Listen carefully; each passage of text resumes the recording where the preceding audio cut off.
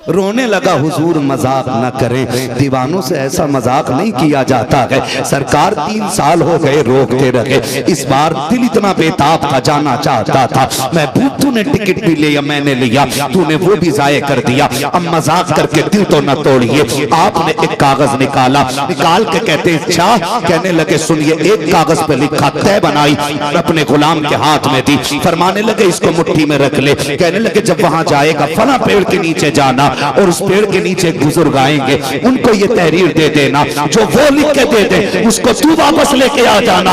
वो हाथ में लेके कहता है मैं यहाँ हूँ, गाड़ियां कब की चली गई है, मैं कैसे जाऊंगा। आपने कहा आंखें बंद कर, बिस्मिल्लाह के एक कदम आगे चला, आंखें खोल दे, क्या देखता है। जब चला था तो पीर के कदमों में था, और जब आंख खोलता है बहराइच के शहर में आ गया है।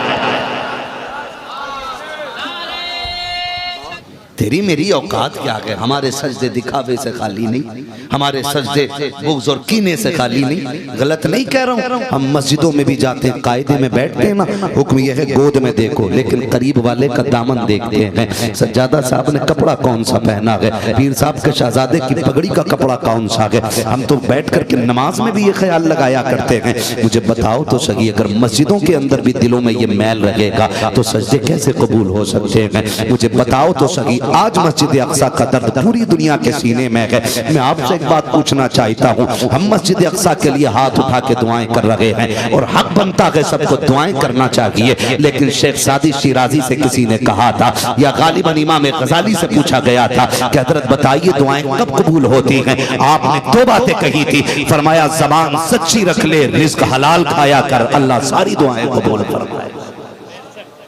ये 2 काम होने चाहिए, ज़बान सच्ची होनी चाहिए, रिज़्क हलाल होना चाहिए। ज़बान सच्ची हो और रिज़्क, सारे नौजवान बोले रिज़्क, ज़बान सच्ची होना चाहिए। जब से ये फोन आया ना, इसने तबाह कर दिया, बेड़ा गर्क कर दिया। होता पटना में, बताता मुजफ्फरपुर। शाबाश भाई, तवज्जो फरमाए। होता पटना में, बताता मुजफ्फरपुर। 1.5 घंटे की मसाफत पे, कहता अभी आया, अभी आया। झूठ को झूठ नहीं समझा जा रहा है, नहीं समझा जा रहा है, और इसने कौम का बेड़ा गर्क कर रखा है, कौम का बेड़ा गर्क कर रखा है। समझे जरा, यूं ही किसी की चौखट पे भीड़ नहीं लगती है। आपको क्या लगता है कि सरकार अब्दुल रहमान रहमतुल्लाह की ताला अलैह ये हुजूर तेगे अली के कदमों तक पहुंच गए तो वली बन गए? नहीं, पहले पूरी हिस्ट्री खंगाली जाती है, पूरी फाइल तैयार होती है। वो फाइल यहां से चल के बगदाद वाले की चौखट पे जाती है, बगदाद वाला मोहर लगाता है अपनी, फिर वो फाइल हैदर कल्लार तक जाती है, फिर मौला अली के साइन होते हैं, फिर मुस्तफा की चौखट तक जाती है। जब आका उसको पास कर देते हैं, फिर वली विलायत का कौन सा मेयार दिया जाएगा, ये फैसला वक्त का अब्दुल कादिर जिलानी किया। क्या बात है, नारे तकबीर, नारे रिसालत, फैजान सरकार गौसे पाक, मसलके आला हजरत हजरत मुफ्ती हम्माद रजा साहब मुरादाबादी। आज तो मिजाज बन गया, जितना बड़ा नशेड़ी उसे उतना बड़ा वली कह रहे हैं। एक वक्त का सजदा नहीं कर रहा सूफी, ये बासफा है। हराम हलाल की तमीज नहीं कि पहुंचा हुआ है, पहुंचा हुआ इसे नहीं कहते जो हराम हलाल सब खा जाए। पहुंचा हुआ वो होता है जो मिले तो सच्चे के साथ हलाल खाए, ना मिले सब्र करे, मिल जाए शुक्र करे। फिर कोई पूछे कैसी गुजर लगी है तो मचल के कहे तेरे टुकड़ों पे पले, गैर की ठोकर पे ना डाल, चिल्कियां खाए कहा छोड़ के सदका दे। इसे पहुंचा हुआ कहते हैं। हमने नंगे पतंगों को पहुंचा हुआ कह दिया। मुझे सच बताइए, मेरे कहने पे मेरा बेटा दौड़ के नहीं आता, आपके कहने पे आपकी बीवी नहीं चलती, जो आपकी कमाई खाते हैं वो बच्चे आपके लिए 1 घंटा नहीं रुकते। कुछ तो बात होगी ना इस बाबा में। जिसने सिर्फ पड़ोस के नहीं मुंबई तक के दीवाने बुला रखे हैं, मुंबई तक के बुला रखे हैं।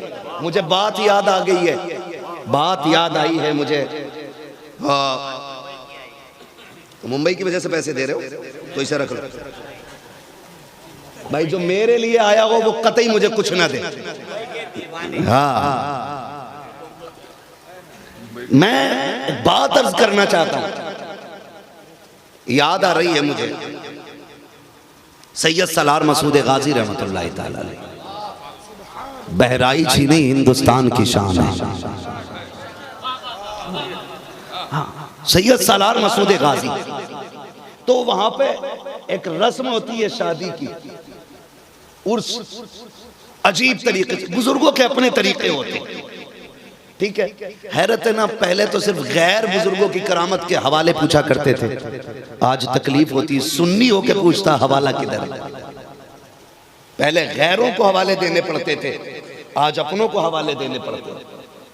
हाँ, यहाँ तक कि वो सिपाक की करामत पे लोग हंसते हैं, ऐसे कैसे हो सकता? बेटे तेरे जैसे गधे की समझ में नहीं आता, इसी को तो करामत कहते हैं। हाँ, इसी को तो करामत कहते हैं। एक बुजुर्ग सैयद सलार मसूद गाजी, मशहूर नाम है, कोई ढका छुपा नाम नहीं। आपका एक खादिम था, चाहने वाला दीवाना, मतलब आपका एक दीवाना था, और वो एक बुजुर्ग का खादिम था, बाल काटता था। जब बाल काटने का काम करता था ना, उर्स आ गया मसूद गाजी का, मसूद गाजी का उर्स आ गया। उसने कहा हुजूर मुझे जाना है बहराइच शरीफ। आप कहने लगे चला जाना, चले जाना, चले जाना। उसने कहा हुजूर मैंने टिकट ले लिया। 2-3 साल रोकते रहे उसको, तीसरी बार बिना पूछे उसने टिकट ले लिया। वो कहने लगा हुजूर मैंने इस बार टिकट ले लिया है। तो थोड़ा सा गुस्सा हुए, तूने बताया क्यों नहीं? कहा हुजूर गाड़ी जाएगी, मैं उसी से निकल जाऊंगा। आप जाने नहीं देते थे ना, इसलिए बगैर बताए मैंने टिकट ले लिया। सुनते रहिएगा। तो फरमाने लगे अच्छा ठीक है, जाना मगर मुझसे मिले बगैर मत जाना। बस जानी जो गाड़ी थी, जिस तरह की भी थी, वो जानी थी दोपहर में। उसने कहा कि हजरत ने कहा था मिले बगैर मत जाना। आ गया मुलाकात के लिए, हजरत ने जोहर की नियत बांध ली।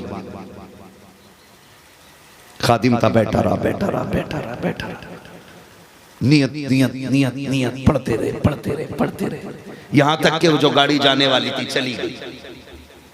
अब चली गई तो कुछ जो होते ना मुंह चढ़े मुरीद होते, मुंह चढ़े मींस लाडले, कुछ भी कह देते, और ये उनके नाज उठाया करते, ये उनके नाज उठाया करते। जिनसे प्यार ज्यादा होता है उनके नाज फिर उठाए भी जाते। तो चूंकि लाडला था, सलाम फेर के फारिग होके कहने लगे भैया बता, हाँ कहाँ जा रहा था? उसने कहा ये रहा टिकट पकड़ो, अब कोई कहीं नहीं जा रहा है। कहा क्यों? कहा जो जाने वाले थे वो तो चले गए, अब क्या फायदा? कहने लगे अगर उनसे पहले पहुंचा दूं तो, अगर उनसे पहले पहुंचा दूं तो। रोने लगा हुजूर मजाक न करें, दीवानों से ऐसा मजाक नहीं किया जाता है। सरकार 3 साल हो गए रोकते रहे, इस बार दिल इतना बेताब था, जाना चाहता था। मैं तूने टिकट भी लिया, मैंने लिया, तूने वो भी जाये कर दिया। अब मजाक करके दिल तो न तोड़िए। आपने एक कागज निकाला, निकाल के कहते अच्छा, कहने लगे सुनिए, एक कागज पे लिखा तय बनाई, अपने गुलाम के हाथ में दी। फरमाने लगे इसको मुट्ठी में रख ले। कहने लगे जब वहां जाएगा फला पेड़ के नीचे जाना, और उस पेड़ के नीचे बुजुर्ग आएंगे, उनको ये तहरीर दे देना, जो वो लिख के दे दे उसको तू वापस लेके आ जाना। वो हाथ में लेके कहता है मैं यहाँ हूँ, गाड़ियां कब की चली गई है, मैं कैसे जाऊंगा? आपने कहा आंखें बंद कर, बिस्मिल्लाह के एक कदम आगे चला, कहा आंखें खोल दे, क्या देखता है? जब चला था तो पीर के कदमों में था, और जब आंख खोलता है बहराइच के शहर में आ गया है। अच्छे, बहुत अच्छे, बहुत अच्छे।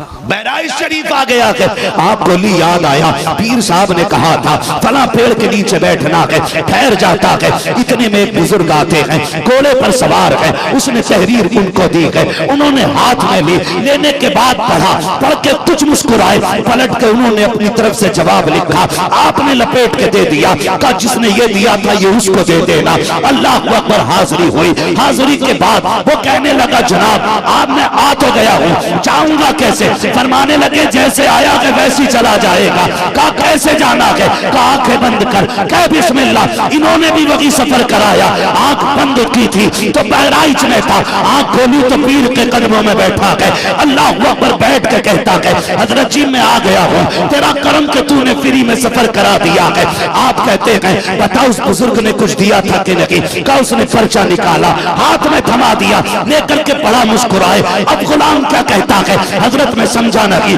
पहले तो ये बताओ वो आने वाले थे कौन और इसमें क्या लिखा था आपने कि आपकी तहरीर पढ़ के वो मुस्कुरा दिए थे, उनकी तहरीर पढ़ के आप मुस्कुरा दिए थे, इसमें ऐसा क्या है? तो जानते हो मुर्शिद ने कहा था तुझे पता के बेटे दुनिया मजार देखने गई थी, मैंने तेरी मुलाकात मजार वाले से करा दी है। जिसे तू कह रहा है वो कौन थे? वो कोई और नहीं मसूद गाजी की जात थी जो तेरे पास आए थे। कहा हजरत जी ये तो बता दो उसने लिखा क्या था? कहा मैंने ये लिखा था कि इतनी गर्मी में गुलामों को परेशान करने की जरूरत क्या है, क्यों इतना बेकरार करते हो, क्यों बुलाते हो इनको? कहते हैं अच्छा इसलिए वो मुस्कुराए थे। कहा फिर आप बताओ आप क्यों मुस्कुराए हो? कहा जवाब उन्होंने ये दिया था नादान सुन तो सही, तू अपने एक को नहीं रोक पाया है, मैं अपने लाखों को कैसे रोक सकता हूं? नारे तकबीर, नारे रिसालत, फैजान औलियाए किराम हजरत मुफ्ती हम्माद रजा साहब मुरादाबादी। तू एक को नहीं रोक पाया, मुझसे इतने सारों को रोकने की बात करता है। खुदा की कसम जिसे चाहा अपना बना लिया, जिसे चाहा दर पे बुला लिया, ये बड़े कर्म के हैं फैसले, ये बड़े नसीब की बात है, ये बड़े नसीब की बात है। यूं ही कोई नहीं बन जाता है, यूं ही कोई नहीं बन जाता है। पहले डायरी बनती है, हिस्ट्री लिखी जाती है, फिर वो कई दफ्तरों में चेक होने के बाद हैदर करार तक जाती है, हाँ तब जाके ना फिर विलायत अता की जाती है, विलायत अता की जाती है। अल्लाह आपको सलामत रखे। जो जितना नंगा है ना हम उसे वली कह देते, उसे ही वली मान लेते। कह रहा मेरा पीर मदीने में जाके नमाज पढ़ता है, यहां तो यहीं बैठा हुआ मिलेगा। नमाज मदीने में पढ़ता, रोटी हिंदुस्तान की खा रहा, रोटी भी उधर ही खा ले। 10 दिन मत दो के मदीने खाइए, इंशाअल्लाह तख्त से उतर के तख्ते पे आ जाएंगे।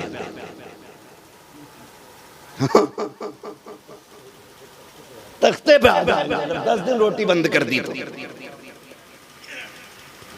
तो जरूरी है सबसे पहले अना मैं ये खत्म करें, अना खत्म करें, मैं खत्म करें। दुनिया रो रही है, अल्लाह दुआएं दुआएं दुआएं दुआएं, जज्बा सच्चा होना चाहिए। बात बताऊं, बर्दाश्त कीजिएगा, याद रखें। आज ना पूरी कौम कह रही है अल्लाह सलाहुद्दीन को भेज दे, मोहम्मद बिन कासिम को भेज दे। हमारी दुआएं हैं, लेकिन कोशिश क्या है हमारी? दुआएं बड़ी बात है, लेकिन कोशिश क्या है हमारी? याद रखिएगा, जमीन अच्छी होती है ना तो फसल अच्छी होती है, माएँ अच्छी होती है ना तो नस्ल अच्छी होती है। माएँ अच्छी होती है तो नस्ल अच्छी होती है। और डॉक्टर इकबाल ने वो कहा था यकीन हुक्म अमल पे हम मोहब्बत फातह आलम, जहाने जिंदगानी में यह मर्दों की शमशीर है, जहाने जिंदगानी में यह मर्दों की शमशीर है। बहुत जरूरी है अखलाक, खुराक, ज़बान, इनको दुरुस्त कीजिएगा, इनको दुरुस्त कीजिएगा। बात बात पे जलील करने के आती है।